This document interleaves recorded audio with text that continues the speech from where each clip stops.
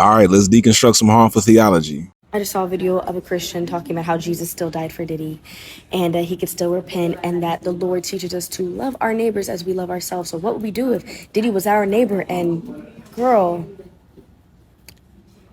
run? Yo, shout out to Christina for waking this up. If you don't follow her, please go do so now. She's brilliant. If you've been following me closely, you know I've been saying for a while that people are going to start to bastardize the greatest commandment to fit their worldview. Using love your neighbor as yourself in defense of predators is hella gross, and I'm going to give you 2 reasons why. First of all, loving your neighbor as yourself is rooted in how you love yourself. So if you love yourself, you're going to be committed to your own safety. So loving yourself means not allowing access in your life to harmful people because you got to remain safe. To teach otherwise is to set people up to stay in abusive situations. And then fundamentalists compound that by sanitizing suffering and making it seem like your suffering is your expression of love to God. All right, so that's number 1. If you love yourself, that means you're committed to your own safety. Number 2, I also believe that neighbor is not a geographic term. It is a moral concept. So when I read neighbor in the Bible, I read it as fellow human.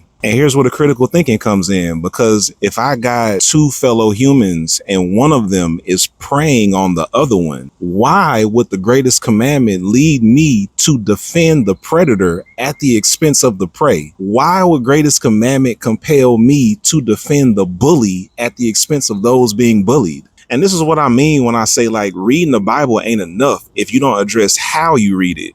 Because one person can look at the greatest commandment and think it's a defense for predators, while another person looks at it and sees it as a defense for the prey. So it's not about reading the Bible. It's about how you read the Bible. People do not derive their values from the Bible. They insert their values into the Bible. You don't have a biblical worldview. You have a cultural worldview that you use the Bible to justify. If you are determined to uphold systems of oppression, you can always find support in the Bible. So the real question is, why are people so committed to upholding systems of oppression?